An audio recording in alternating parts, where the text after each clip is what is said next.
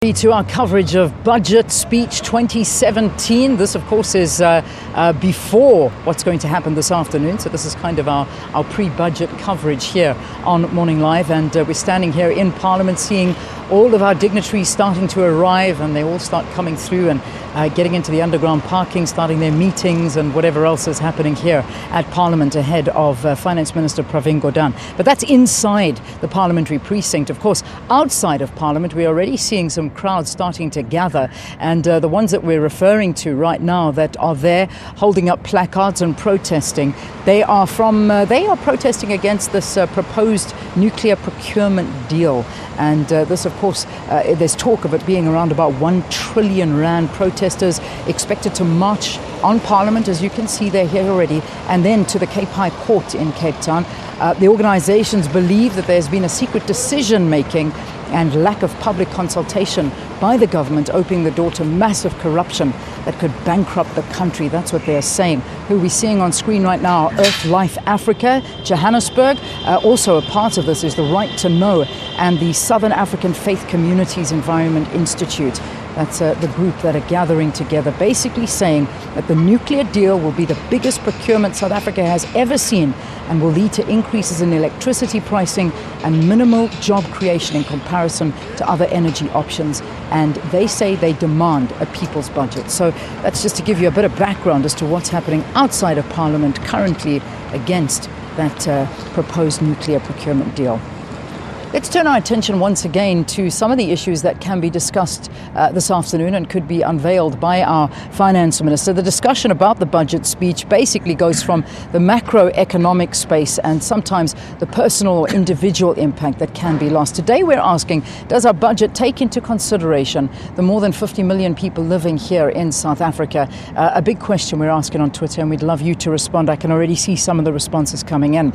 As we look at Budget 2017, a lot is being said, and the possibility of tax increases to prop up the country's expenditure, certainly one thinks is going to be a reality today. But let's talk a little bit more about what we can expect and what it means for us personally. We're joined by some tax experts, personal tax specialists from Nedbank, Mohamed Nassuirio, and Bernard Sachs is a tax specialist from Mezars. Good to have both of you. Welcome to Morning Live. Thank you very much. Good to be on, thank you. All right, so let's talk tax, because it's a big part of our lives. This affects every single one of us in some way or another.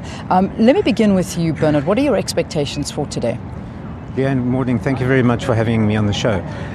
My expectations are we're most likely to see increases in personal income tax rates, particularly towards the upper end of the scale. At the lower end of the scale, I expect the minister to do his best to provide some relief. We will, of course, see the usual increases in taxes such as fuel levies, alcohol, tobacco. A point that comes up every year is, should there or should there not be an increase in the VAT rate? Yeah. Now, an increase of 1% in the VAT rate would go a long way towards closing the budget deficit.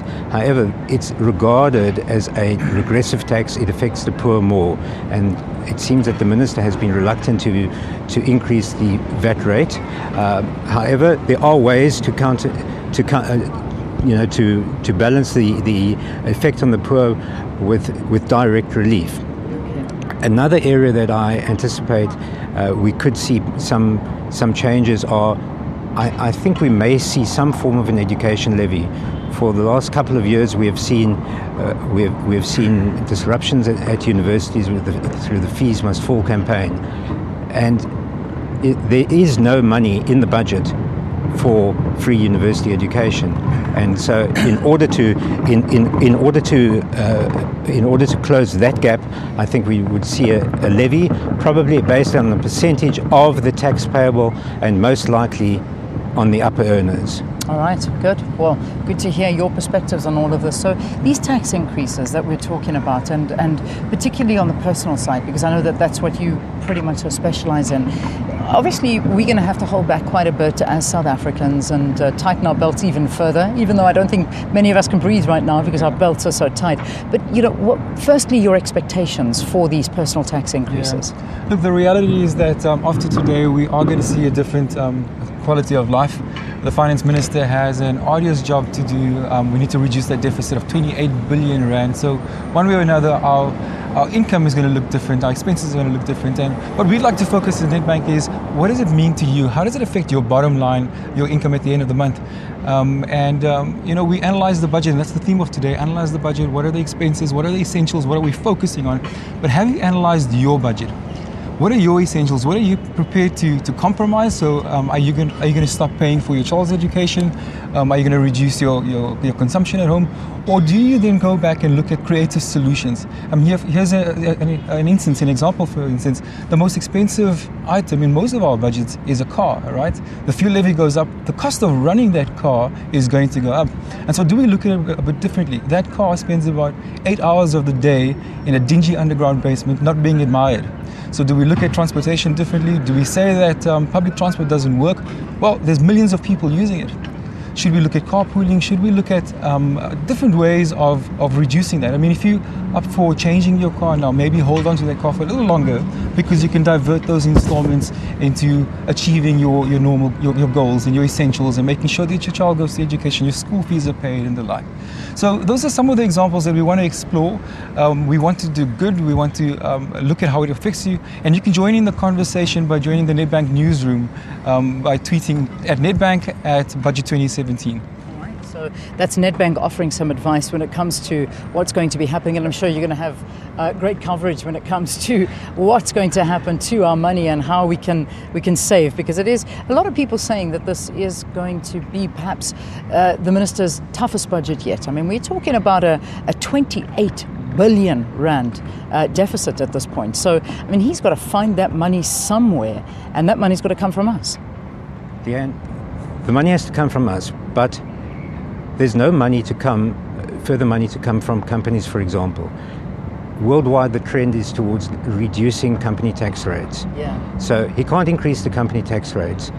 He's got very limited maneuvering room in terms of increasing individual tax rates. So I think that what we need to be looking at is measures to stimulate the economy, to grow the economy, to encourage entrepreneurship. We've seen some venture capital provisions in the Income Tax Act. We'd like to see those extended and improved upon. We'd like to see Department of Trade and Industry incentives, and by improving and growing the economy, we will naturally increase the tax take, because we will have more people paying tax. At the moment, the tax burden rests on relatively few people.